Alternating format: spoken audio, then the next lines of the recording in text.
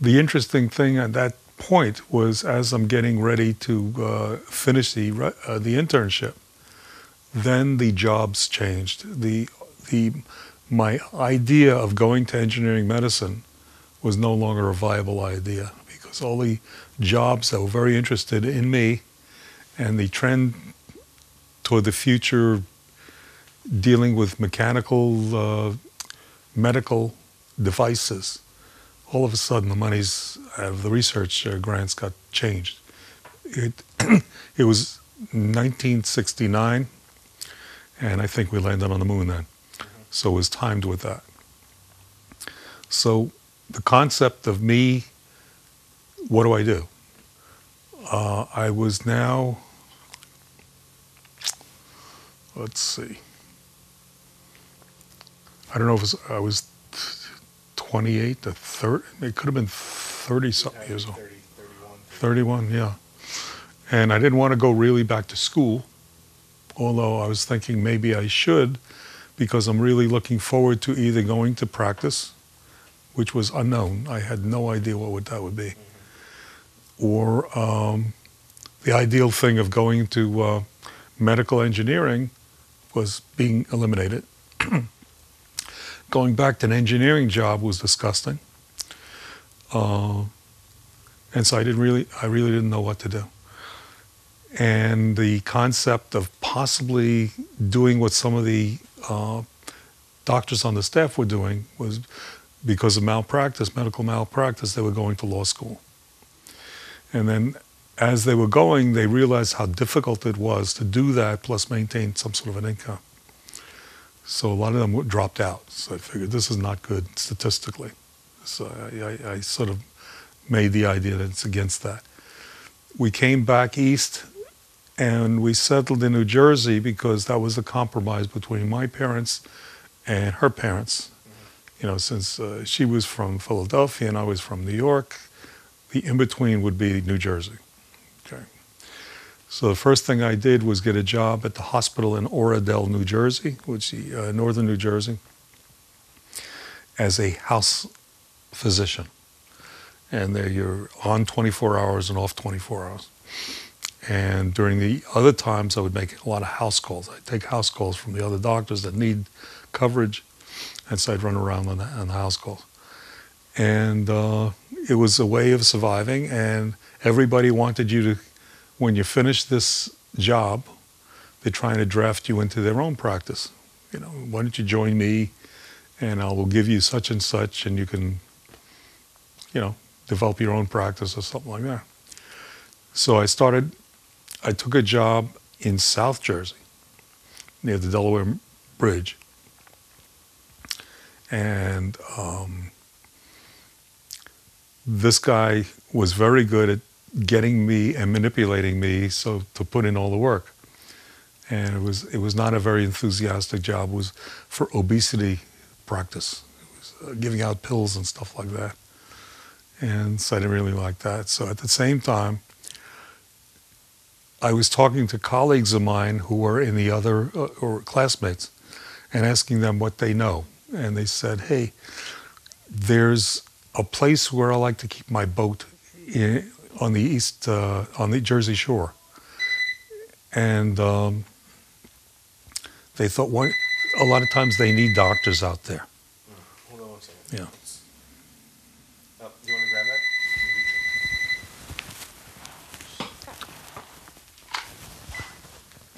Hello? This is Mark, yes. You want to talk to him? Yes. Timing. She's worried about timing. 7 o'clock. 7 o'clock, he says.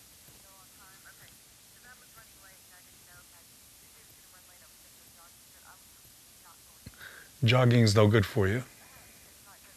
No. Right.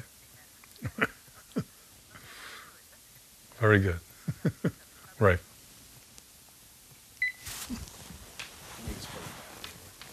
Good. All right. Okay. Okay, the end of the internship was when your mother found out she was pregnant, and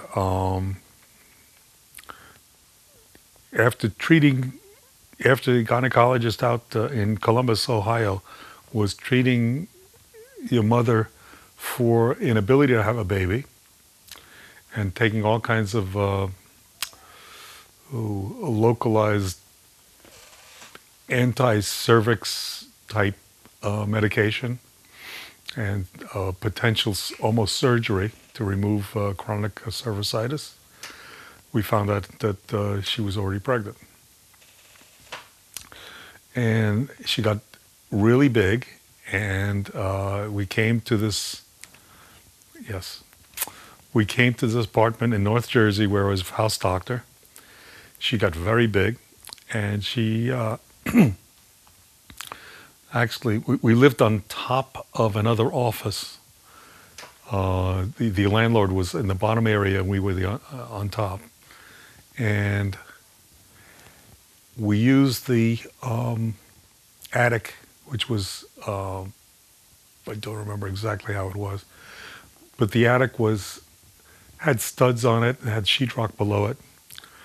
And we used that as some storage. And for some reason, I was at the hospital doing my thing, and she was in the house doing whatever she did, cleaning and stuff like that, and getting stuff out of the storage. So she had to go onto this attic area. Next thing I know, she fell right through it, and she landed on the guy's desk below. And I don't remember the details, but there was quite a bit of noise. People came home, I guess from the office downstairs. They didn't know what to do. They called all kinds of people involved in this thing. But it ended up with quite a story after that.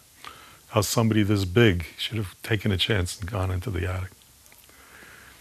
Anyway, we went to South Jersey. And I'm trying to think of the timing of this thing. I think the baby was delivered in South Jersey.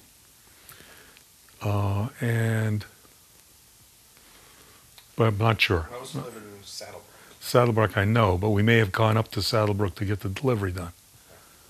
So, now, this is a woman that had difficulty, supposedly, getting pregnant and with fear because she was worried about this not being able to get pregnant because of her sister. Sister had a lot of problems with conceiving, and ended up adopting her son, Craig.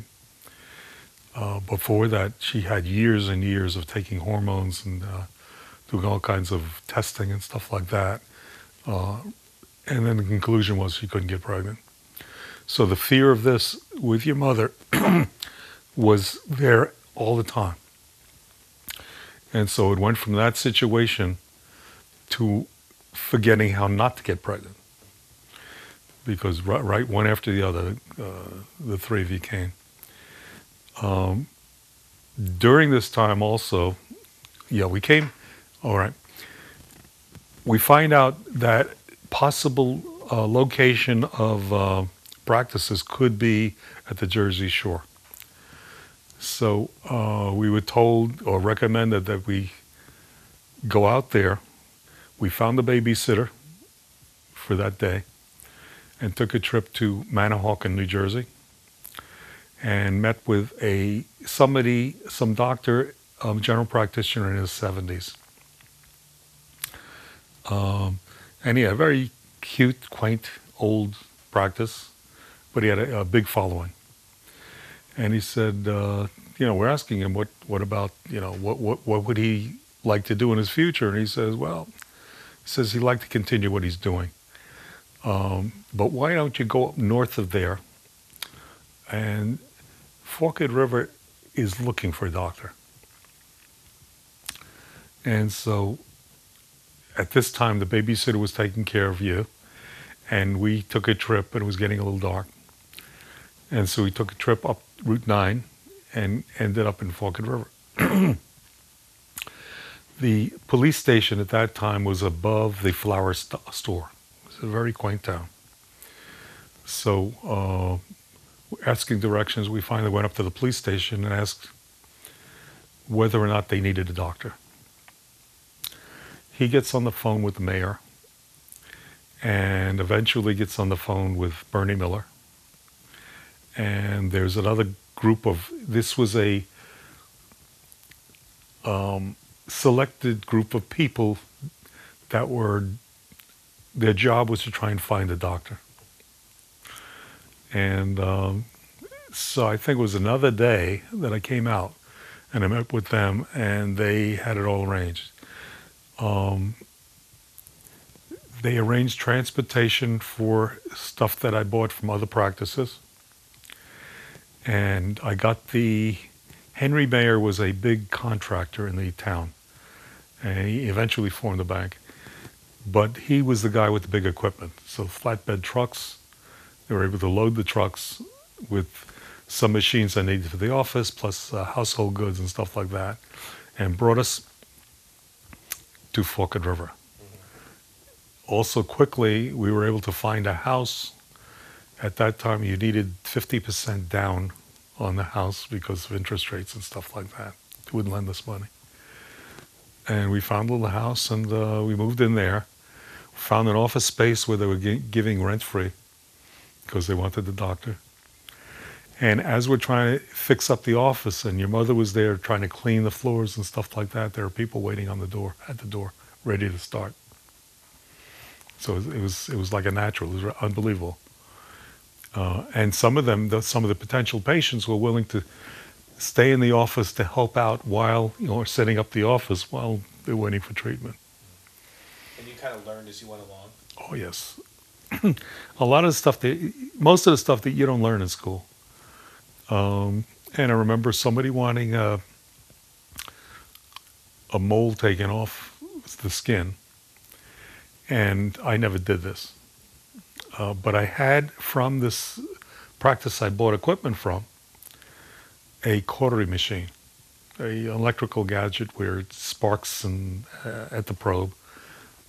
So what we did, we took a piece of frozen meat from the refrigerator and I experimented on that, on how to burn the stuff off using local anesthetic and stuff like that. And I was ready as soon as the night before, and I came to work with that machine and was able to treat the mole.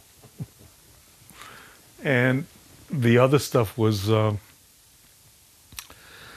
when I would have problems with patients like stress problems. Your mother's background was psychiatric nursing. So, and I didn't know enough about medication used for depression and stuff like that. You learn that actually from detail people that come in. Salespeople will try and leave samples and will try and get you to use their product, and at the same time it'll give you literature and you learn a lot of that stuff right away. So on some of these occasions I would, especially if they had little kids and the kids are driving them crazy, I'd say, why don't you go to this address, call ahead of time and sort of discuss it. And then the address was my house, of course, and your mother would be the therapist, even though she didn't want to be. So it was very, very cute stories. I would find out about it later. The other thing I remember was the manager of the A&P store comes in as a patient at night. I had night hours. And his stomach was burning. He had nausea and he had probably diarrhea and he had some gas and stuff like that. Very upset. And I'm asking him what happened. He says, I've had a terrible day. There are people come in the store, they want things from me and I can't supply them, and they're obsessed with what they want to do, and a lot of people give me a hard time. I said, okay. I gave him some antacids and I gave him some anti-nausea stuff. And I told them to come back next week and hopefully they'll do a good job and stuff like that. That night when I came home, your mother was very difficult to deal with because she had the big belly, or this must have been the second kid already. Big belly. Got a babysitter for you, I guess, I think, if the timing's right. She would go to the store and ask for stuff, and they wouldn't have the stuff, and she'd go crazy. And she says, "You're supposed to be a big store. You're supposed to have all of these things. Where is the stuff?" And he get on the phone and finds out that another A&P is, let's say, in Bayville. Says, "Okay, I'm going to wait here. You figure out how you're going to get it." Okay?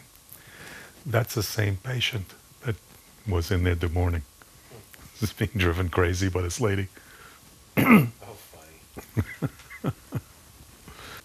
I remember the babies when you were little, and I guess he was little, and we would get regular visits from Philadelphia, and then not so regular visits from New York, from the grandparents. My father would come down figuring that Forked River doesn't have any Jews in it. Okay, it's not true, but that's the way he figures. Nobody outside New York has Jews. So he would make sure that we have food. And he'd bring the food from, there was day-old stuff from the supermarkets, which they give real cheap, breads and rolls, and then he'd find other stuff like chopped liver and things like this. And he'd bring a whole basket of stuff.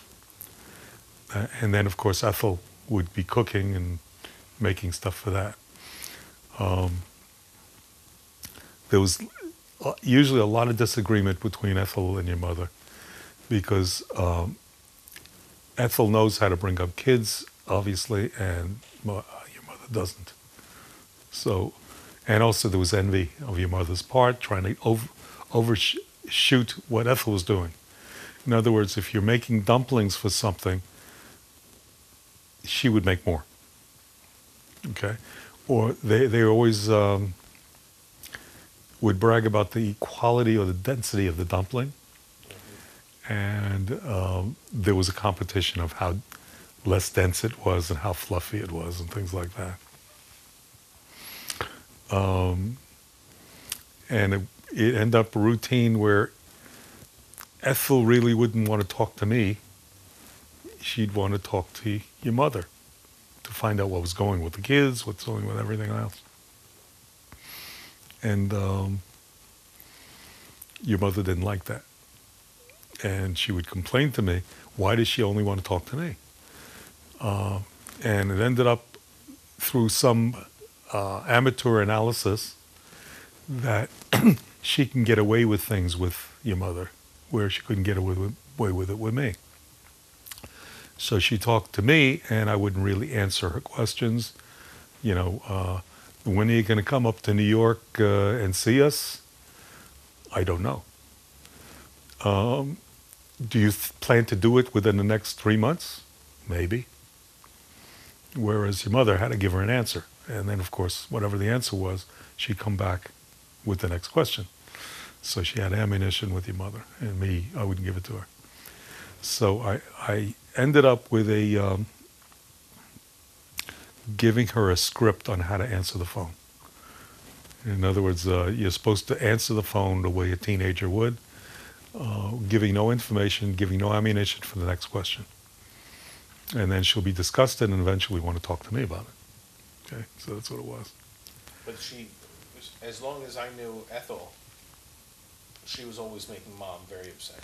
Yes, it was continuous because of this digging at her, you know, with, so what are you doing with the kids? Well, we did such and such. Why didn't you do this? That sort of stuff. I remember a story about giving Ethel a present or money or something, and I don't want money, I want a present. Next time, give a present. Boy. I want money. Yeah. There was a big thing with the dog. We had a dog, and the name was Max. And when Ethel found out the name was Max, she went into a tirade. How dare you? You're naming it after your father-in-law, and how could you equate a dog with your father-in-law? And she wouldn't get over this. This was something she would dig at this, and it took quite a bit of time for that.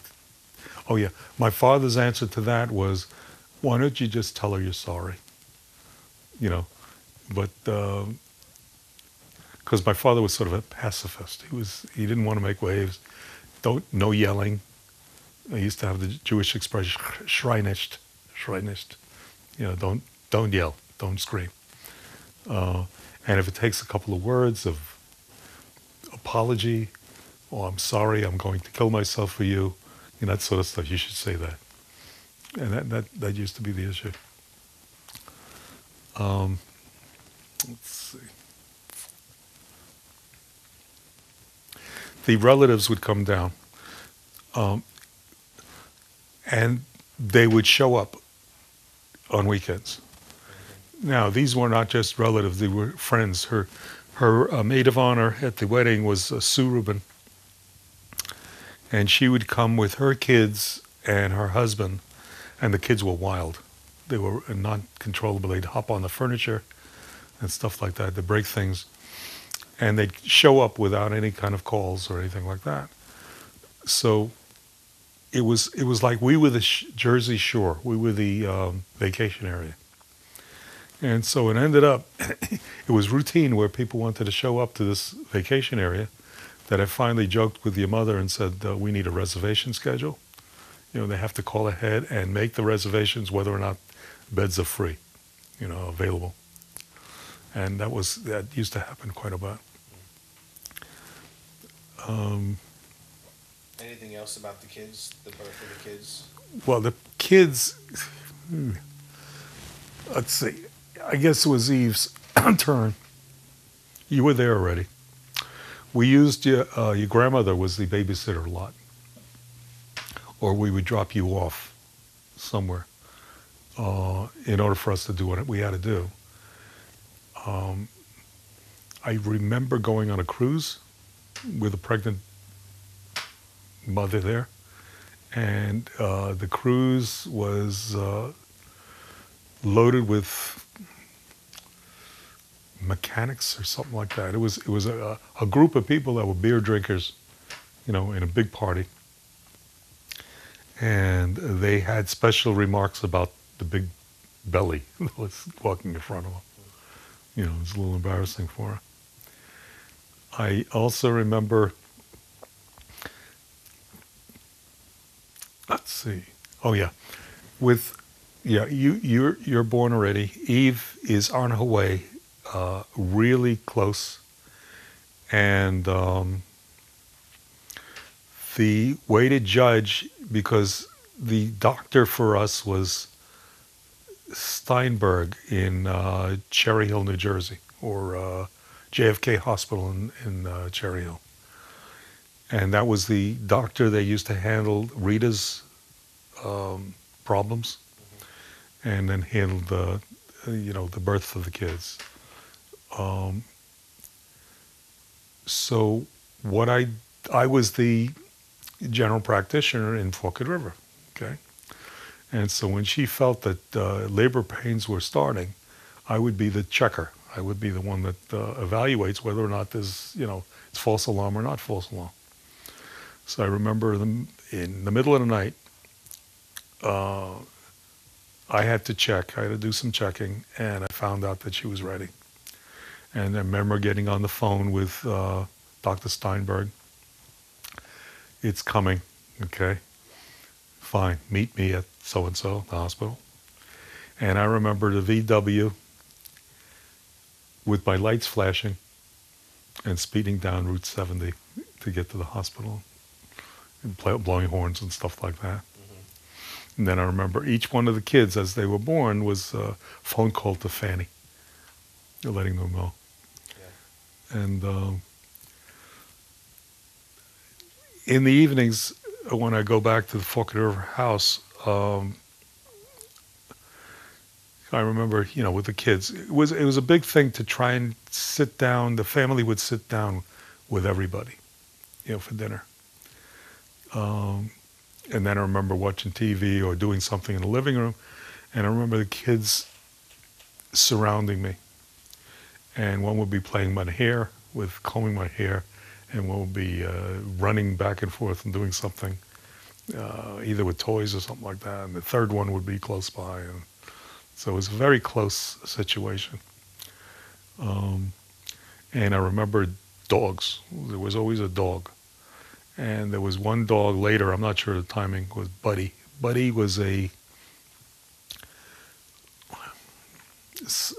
was a state trooper that lived in a couple of houses away from us in Forked River. And he found a half Great Dane and a half, another big one, breed. And we called it Buddy, and we would put him in the garage when we had company and stuff like that. And the garage wasn't good enough to hold him. And he was very, very powerful. We used to let the kids walk him. And it was the leash, maybe a couple of kids, and this dog was pulling him. And this was a chore. It was very difficult to control him, but a very friendly dog. But I remember once we had company over, and he came through the garage entrance. Not the front door, but we had a door that went into the kitchen. Came right through that. He was able to get the paws through the boards. And I think we got rid of him because he snapped at one of the kids at one time. He got angry. He had the right height for the kitchen table, so he would steal whatever was on this table just by turning his head and grabbing it. But he was quite a dog. We finally get him advertised, and somebody picked him up on the beach. Somebody placed on the beach where he could run into the water and stuff like that. He also had a tendency to. We had the bridge over Forked River, right next to the house, right behind the house. And he would always go up on the bridge, and there were always boaters underneath, or I don't know, rowboats or canoes or something like that. And periodically they would see this dog flying off of the bridge into the water over them. He liked to jump off by himself. He wanted to go in the water. So he would jump right off. See, he had a personality. Let's see. And that's what I remember. I remember, I once, one of these stress patients, a lot of problems psychologically, but she cleaned houses. And your mother was looking for house cleaners. That's one of the reasons I sent her over. And then I heard about it that night saying, she's crazy.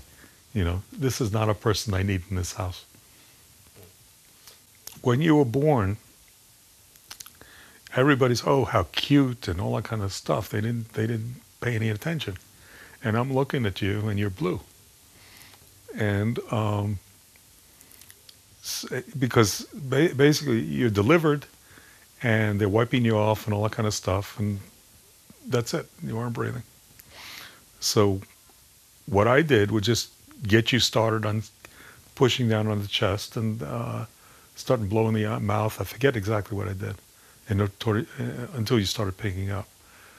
But they were, oh, yeah, boy, it's a boy, it's that kind of stuff, and oh, it's so pretty, so, they're worried about the wrong stuff. And, so I'm not sure what would happen, really, if maybe I didn't have to do a thing and you would have started spontaneously. But anyway, that's what happened with that.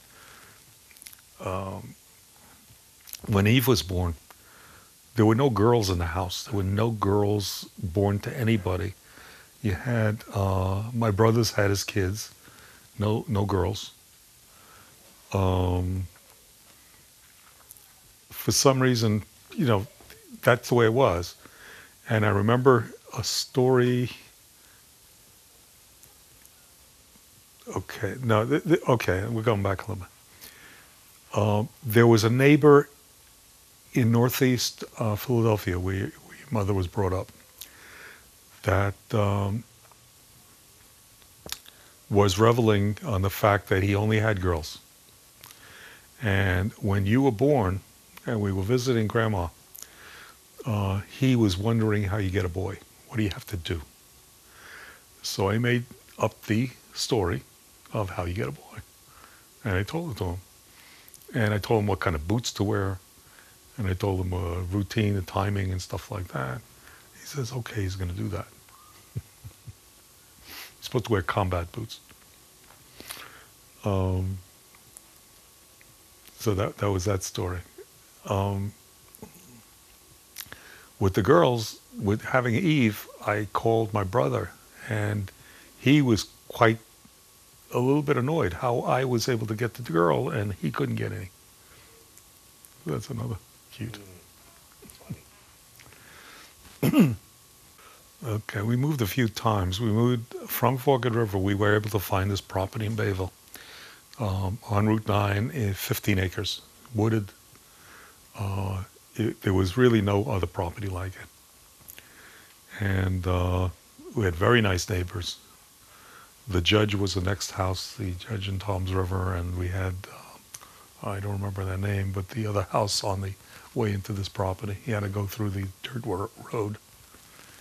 And it was quite a thing. And your mother used to be very upset when I would challenge going into the property and I turn off the engine at the entrance to the dirt road, which was still a couple of blocks away from the house, and see if I could make it without using any kind of power to steer right into the garage area. She would be very annoyed at that. And I think I would do it because she was annoyed at it. You try to coast all the way in. Yes, yes. And I remember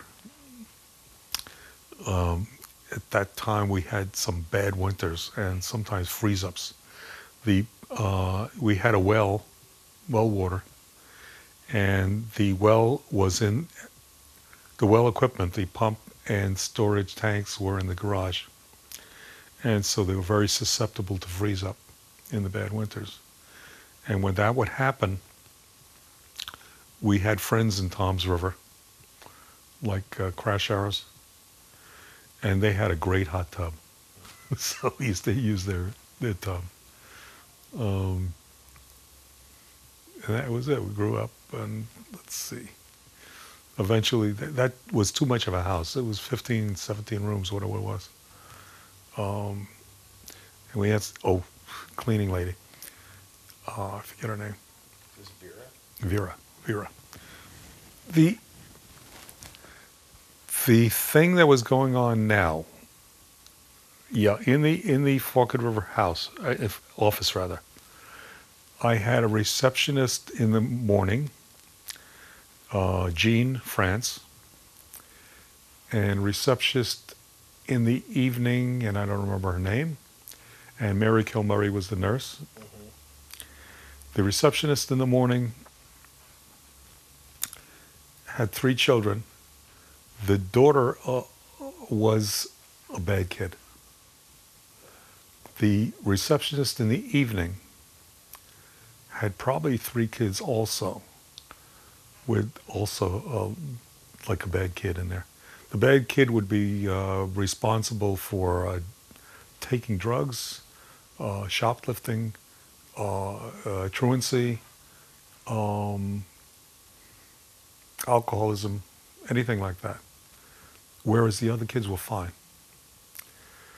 During this time, your mother, who was very much interested in psychiatric work, and I think she had a job at the clinic in Toms River, psychiatric screening clinic, where they would bring people that were suicidal potentials or threatening or something like that. They bring people in there, and she would have the psychiatrist working above them, and she would do that kind of job. She loved crazy. She used to say that. Anyway, at this particular time, they had a couple out of Philadelphia that wrote a book and actually started, and there was a movie about it, of tough love. And so she called them and found out they had no chapter or nothing like that in New Jersey. And so she set up one. It's a tough love group. The tough love group would have people that were considered normal parents with something wrong with the kids. And it was sort of a support group to help the parents get around this particular problem. Because the system was designed to take advantage of the parent and say, hey, it's your fault. So if you have to go to court because of truancy or because of anything like that, they would try and penalize the family instead of penalizing the kid. And so somebody from this tough love group would go with them to court. The byproduct of the tough love group was Vera. Vera was had a crazy kid. Husband was alcoholic with drugs and stuff like that. And she used to take out her anxiety and depression on cleaning. So you could tell how much she was cleaning by how stressed she was. And there was one particular time I remember the furniture was moved and the plants outside were replanted and things like that. We found out later it was because she was having trouble at home.